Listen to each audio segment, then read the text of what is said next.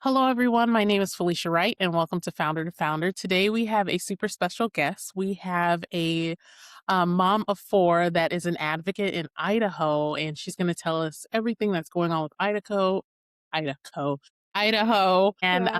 just what she is advocating for in her state. This is Carlye Carleton. So, welcome to the show. Thank you, Felicia. I'm excited to be here. And yes, all the way up north in Idaho. What's the weather like out there? Today it's raining, but we've had a false spring a few times. So we're hopeful it's going to warm up soon. Okay, well, I'm sending you warm vibes from Florida. Thank you. We'll take them. We can't wait. Yeah, I'm sure. So let's go ahead and dive on in. So I just wanted to start with, when did you first realize your child's school wasn't the right fit? Sure. So we have four children, like you said, very fun. And my oldest is in fifth grade now. And when he started in kindergarten, my husband and I thought we were doing all the right things, enroll him in our local public school, send him on his way. He would do great. And that was our hope. That was our expectation. So we enrolled him in the local school, and it actually was a public charter school. And he went for Right. a couple of weeks. The excitement of putting all your supplies at your desk and getting to know your teachers and everything. That was fun, but that excitement quickly wore off. And he would come home from school so deflated. He just was not himself. He was very unhappy after school. Things were just tough. And he's like, Mom, I can't understand my teachers, and I don't have very many friends, and I don't like school. And this little guy was, I mean, he's vibrant, he's brilliant. He was talking at like two and a half full paragraphs, just interacting with adults. And so we felt confident that school would be a great fit for him and it would be easy for him. And I just saw his personality shift. And he was only 5 at the time. And it was hard to see my 5-year-old go from this happy, bubbly little guy to just flatline personality. And he was not himself. So that was my first clue of like, okay, I feel like the environment is not working for you and we need to make a shift. And, I actually hear that from a lot of parents. Like, you start to see that Mhm. slow decline, and it's like, okay, now I really need to do something different. What does that feel like as a parent? Well, it feels heavy because you're like, I thought this would be a good fit and this is what we have available to us. We're using the resources at our fingertips, and to have to shift and make a plan B so that your child can succeed does feel like a lot of, it's a heavy emotional burden to be like, my kid is not thriving here. They're not doing well. And I need to change it. But the change isn't as simple as just going to the other school across the street. It's like, let me find out what can help you and what can set you up for success and where you're going to thrive. What was that process like, finding that new environment for him? It took us a little while, honestly. Mhm. We did public school for Okay. about a semester. We brought him home and I homeschooled him for the second half of that year. So that was kindergarten. First grade, we put him into a small private school and it was very expensive for us. So we did a semester of that. And then I brought him home for the second semester of school and homeschooled him then. And just due to our circumstances, and I wasn't able to work at the time with, multiple other young children at home. And so it was like, how can we make this fit? Anyways, at the end of first grade, my husband and I had a conversation in regards to his education. I said, what if I went to work at the private school so I could get a Yeah. discount, bring my other kids, and go from there? So we had this conversation where I wasn't necessarily excited to go back to work. I mean, life happens and you have babies at home, and Yeah. he just said, "Let's give it a shot. Let's see how that works out for us." So I put my son in second grade. I went back to that private school, and I say back to, I had worked there when it was a daycare years before. So it was a Oh, place that I was familiar with and I was comfortable with, and I said, "This is probably going to be a good fit for us." So I put my son in second grade and my daughter was in pre-K, and then my youngest baby went to daycare. And that was hard on me because I love being home when my kids are real little and just being with them, through the majority of their week. So mhm. we started that out. And my oldest, his name is Theo, he took off. He just started to thrive. He was so good at school. The academic side started to come really easily to him. And socially, he was so much more comfortable, which made a huge difference. When he would come home from school, he's like, Mom, I can't wait to go to school. And we played soccer. We did this. And he actually broke his hand playing soccer a couple months ago. So it's something that It started and it just took off from there, and he felt like he found his groove. He found his people, he found the teaching style that he loved. He took off. So, now fast forward a few years, he's in 5th grade and he has been on a high honor roll last year and this year, all of 4th grade and all of 5th grade. He's he got an award last year for the highest academic achievement in his group from 2nd to 5th grade. Yeah, so he's thriving. He's just doing awesome. He's reading above grade level, and he was a couple years behind in math. Even starting in 2nd grade, they kind of noticed it in 3rd grade and said, "Let's get you caught up," because just there was gaps in his education. There was things that, public school had covered, we had covered in homeschooled, but we had just missed a few things. So they Yeah. really spent the time to catch him up, and they caught up about 2.5 years of curriculum in 1 school year. So I was really impressed by that because his private school noticed, "Hey, we need to get him back up to speed. We're gonna do everything we can to help him with this," and he really took off in that. So I'm really, really grateful, and I feel like the shift just night and day different. He's so confident. He loves school, and honestly, he's bummed when there's a break or when there's a day off of school. He's like, "I can't wait to go back." I said, "I like having you home. You don't have to leave," but he's thriving there. And my daughter, she's in 2nd grade now and she attends the same school. And honestly, Okay. same story for her. She different because she's never gone to public school, but there was some math struggles, as apparently is common in our family. And they said, "Let's get you a little math club." So they started a math club with her and a few other students and never made her feel like she was behind. It was like, "This is fun. Let's catch up on math. We're going to try this and try that." So that really encouraged me as a parent that they saw where my children were at and they met them in their place of struggle and said, "Let's get you caught up to where you need to be." So I appreciate that about our private school is that the teachers and the admin, they notice children, they see right where they're at and they help them succeed. So I'm grateful for that. That's an amazing story. And I just want to like, point out that you did the gambit of school choice, We really. did. So, Yes, we tried tried it all. you tried charter school, homeschool, private school, and you found that things for your children's. A round of applause for you as like an Thank you. amazing advocate for your kids. And there's so many other parents that are in the throes of that process of looking for something right now. What would you tell them, like during that pit of like looking for something, like I can't find something? What would you tell them? Sure. Well, I think, even when your child is sick and has a fever, it's like, okay, we look at the symptoms, but let's treat the child. Like, let's look at who they are as a whole person. What are they missing? Do they need some more vitamins? Do they need some more sunshine? And Yeah. we look at the kid as a whole and think, how can I help you be healthier as an individual? And yes, we'll deal with these symptoms, but let's look at who you are. And so, when it comes to school choice, it's kind of the same thing. Like, what kind of strengths does my child have? How do they learn best? What kind of social needs do they have? How do they interact well with others? And what kind of environment would suit them?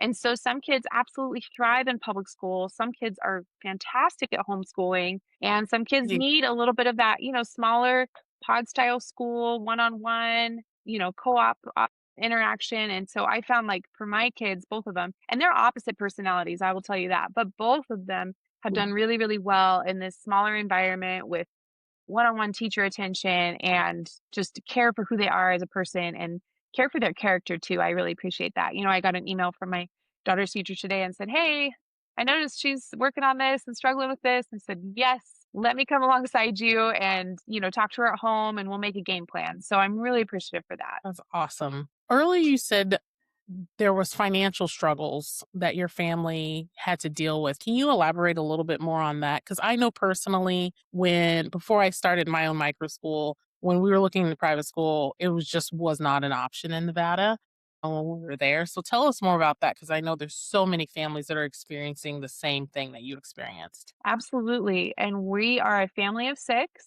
and we are on one income. And for us, it was talking about, okay, how can we make this work for our children so that they can go to the school that they love? And I want to say about a year ago, my husband and I sat down and had a big budget talk. And I know budget can be a scary word, right? Yeah. Both of us were like, let's talk about what we need in order for our kids to be able to attend this school. So we looked at the dollar amount, which was tuition for both my son and my daughter, that would be due in August of 20 what year are we in? We're in 2026.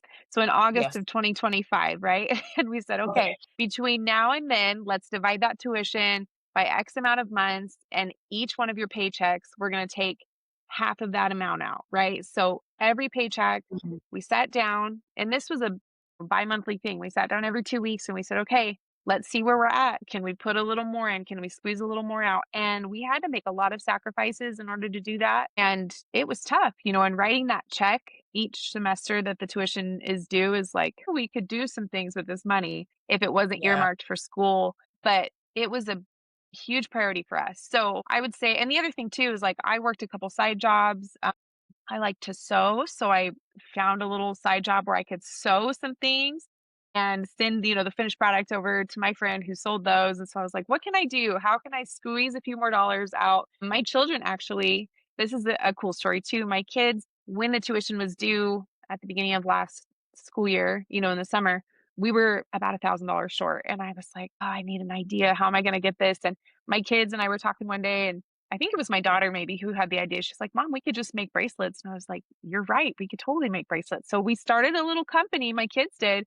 They called it Happy Day Bracelets, and they sold them for $5 a piece, and they sold them to every neighbor and every grandma and every aunt we've ever had.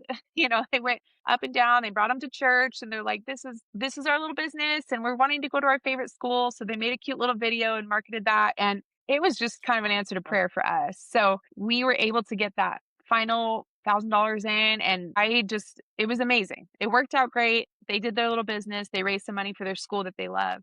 But I told my husband, I was like, I don't want this to be something that we have to do every year. I don't want my kids to feel like we can't afford to send them to their school, even though they felt that pressure a little bit. And not that that's not a healthy thing. Kids can Yeah. experience their parents walking through financial decisions, but it was kind of a shift in my attitude about it. I was like, "We will fight for this. We will do whatever we can to keep these kids in this school, and if that means we do a jogathon or, fundraise or bake cookies or whatever we need to do, we'll get that done." But I don't want my kids to feel like they can't go to that school. I don't want them to come to that struggle every summer and be like, "Can we go to school this year, mom?" I don't know. So, anyways, that was a big deal for us. And that really speaks to like learning environment that they're in and where you've put them because they have complete buy-in to actually want to create something so they can continue to go to their school.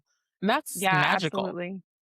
Yes, and I'm so thankful for that. Yeah, like what you hear on TV is like, I don't want to go to school, mom. Like, that's the narrative. But there's actually kids out there that just love going to school. It's what they enjoy doing. So that's amazing to hear. Thank you. I'm so pleased that they're there, and they love it all year round, which is nice too. They're not even excited for summer break, and I'm stoked for summer break. So I can't wait for that. Let us sit down for a little bit. At least that's why I'm excited though. Like everything's gonna slow down a little bit, which will be nice. Yes. Yeah. So can you tell us a little bit about the new Idaho ESA and what that could potentially mean for your family? Yeah, absolutely. So I stumbled into this again last summer when we were looking at school and our options. My husband was like, "Did you hear about the tax credit?" And it was one of those things like, is this too good to be true? Is this a real Mhm. a real option for us? And I went to a few town hall meetings to learn as much as I could about it. And that's how I got connected with AFC, which is American Federation for Children. And anyways, long story short, Idaho has this new, it's called school choice tax credit. I had to think about the name of it for a minute, but it is a tax credit that the government has set aside $50 million, which at about $5,000 per student could help up to 10,000 students in our state. Maybe even more than that if parents don't need to take advantage of every dollar for their kids. And there's more to the story than that. But this school choice tax credit is something that you apply for when you file your taxes. They opened up the application portal as well, and this is through the tax commission. And basically, you just say, I put my student in a non public school. Here are my receipts. Here are my expenses for the past school year. And they will refund you up to $5,000 per student, per expenses. So my students, have gone to this private school this past school year, and their Yes. tuition falls under that umbrella because they're not public school students. So that's really exciting for us. And it was one of those light bulb moment like, this is made for families like mine. and this sounds too good to be true, but I'm going to look into it. And that was my first introduction to school choice. And I had no idea the term school choice didn't mean anything to me until about 6 months ago. I was like, what is school choice? So, getting involved with AFC and learning about tax credits and ESA, education savings accounts, and voucher programs, like all of that was brand new to me, a whole new world. So I'm thrilled that people have walked through this kind of thing before and there's solutions. There are helps for families like mine. And so we applied for that tax credit and we hope to hear back in the next handful of weeks here. And Okay. if yeah, it's exciting. We'll hear back by April 15th, and that's when they told us anyways. So we'll see Yes. if we get, a refund for my daughter's school, my son's school, and then we applied for an advance credit for my son who's going into kindergarten as well. So that would be a huge financial peace of mind for us. It would just bring a lot of ease to our financial situation and just kind of, I feel like, get us back on track and get us caught up, because even now it's like, okay, we're saving for my son for kindergarten too. We're talking about putting 3 students in a private school, and still, Wow. with one income and me with side hustles and everything that I can do to make it work. But it's tough. It's a challenge for sure. I know it's so incredibly tough, especially when you have more than one. I have three. So talking about private school when we were in Vegas just wasn't an option. Now in Mhm. Florida, it's an option and they actually go to private schools. So I know with the Idaho ESA that has just recently come out, there's been a lot of pushback. What do you think policy makers misunderstood stand about families like yours? I think one of the main misunderstandings when it comes to school choice is that these funds will go directly to a private religious school. And that's not the case. These dollars follow the student. And that's the important part. If you care about a child's education and if you care that a child is in the best environment that is for them, then it kind of should be a non issue in my mind, right? Like these dollars follow the kids. And if the child needs private school one year and needs to be homeschooled the next year and then, catches up and does a year of public school or whatever the case may be, if that student is thriving, then that's what should matter. And, my husband and I talked about this. We're putting our tax dollars into the system.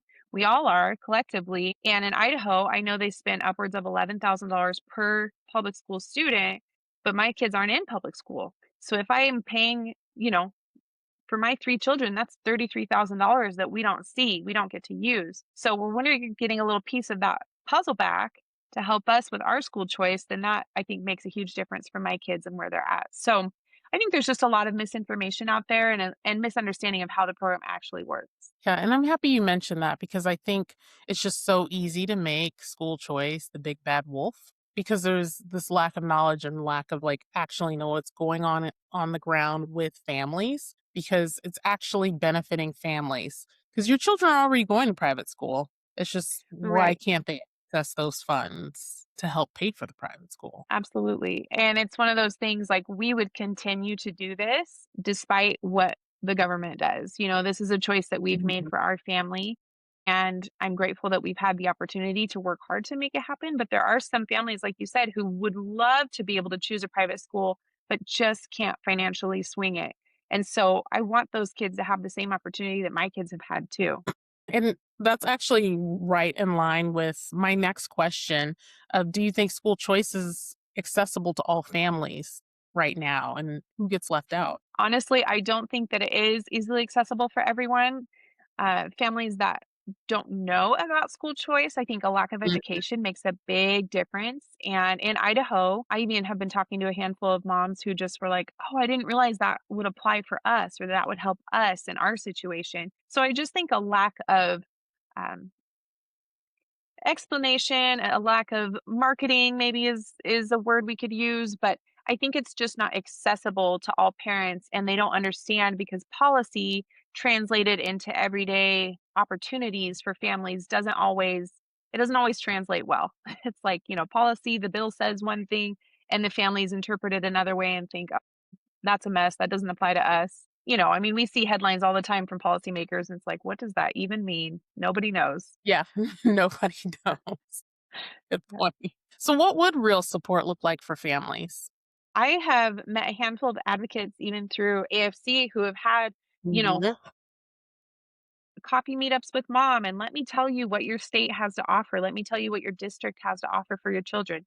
that's the kind of thing that I hope to get into, just really pushing more of a grassroots movement and just saying there are options for your kids. If your kids are not thriving where they're at, let's talk about what you could do. Let's talk about what programs are available to help your students do well. Idaho had a program called Empowering Parents, which was a grant program. So it was just monies Hmm. awarded, no education expectations were required. Basically, it was just like, hey, if you make X amount of dollars and you have this many kids, you can apply for this grant and get a chunk of it. That program was kind of their solution to school choice, but I didn't even hear about the program until it had already been going on for like 5 years. And it was the last year of it. And I just had no idea that that was an option. So I was like, man, I wish we would have heard about that 5 years ago. But that program ended and the school choice tax credit rolled out. So this is kind of the next step. And I think that that first program was the legislators' attempt at like, okay, let's give them a little bit of school choice, but it's not tied to this so that people won't shoot down the bill kind of a thing. And now Hmm. they were able to roll out a bill. And, I've even heard from legislators too. They said, one of them said, if I was king of the world and I could write any bill I wanted, it would not look like this. But this is the best we could do with the options that we had. So this is kind of the best format of the bill we could roll out for this first year. And it'll get better and better as time goes on, hopefully, if that makes sense. So Okay. I was happy to hear that. And, they're trying their best and they're trying to get more education opportunities out there. And I'm excited to help advocate for that. Do you feel like the education for this new tax bill is better than the Empowering Parents grant thus far? Absolutely. Yeah. Yes. We've had a lot of town hall meetings. And I think, even social media 5 years ago compared to now, the way that Yeah. social media can be used is way more effective than it was 5 years ago. I mean, we were posting pictures of our lunch and, hashtag tortilla time or whatever. And so it's like, now algorithms and you take the good with the bad. There's a lot of that where it's like, okay, obviously AI is involved, and but I don't think it's all bad because I think that there is an opportunity for parents to see what they want to see. Hopefully more people are reached through social media, through podcasts and things like that that were kind of non-existent a decade ago. Yeah. You're so right about the hashtag tortilla time because it Yeah. really was like that. And now I've even seen like through this show and through other people's efforts, like the word is spreading faster, which is super exciting. So if you could change one thing about education tomorrow, what would it be? So, if I could change one thing about education tomorrow, I would say I would encourage educators to look at children not just as a test score, but as an individual and see where they're at in their character growth and see what they need to thrive. And like I said, my kids are all obviously very different personalities. And I've been so grateful for the one on one care to their personality types and where they're at. And the teachers at our school have really taken notice of what their strengths are, what their weaknesses are, and have helped call them up in those areas of weakness too. And I'm so thankful for that. So, viewing students and saying, okay, what's your potential as a contributing member of society, and how can I help shape that more than just getting these standardized test scores and, chalking off, okay, we graduated X amount of students and they're ready to be factory workers, and I know that that's probably something that's come up in decades past is like school was kind of created to create more of a workforce for the United States. And so my goal in my heart is to shift that and have teachers and parents really hone in on where their students are at character wise and how they can contribute to society. Thank you so much, Carly, for sharing your story with us, your family story, because it's so powerful to hear that you're not the only person struggling through your child not being seen or they're failing math or you're having financial struggles. I see myself in your story as well, and there's power in that. And thank you so much for what you're doing in Idaho. It's really amazing stuff. Absolutely. Thank you so much for having me. I'm so encouraged to know that there's other people that are going through this. And like I said, school choice was like, I felt like I cracked open an encyclopedia of information and knowledge when I first found out about it. And I'm so grateful for connections with other people who are advocating for it. And I can't wait to see where this goes. And I'm hopeful that it's so successful in Idaho and sticks around for a long time. Awesome. Thank you so much. And I know we're going to hear more from you.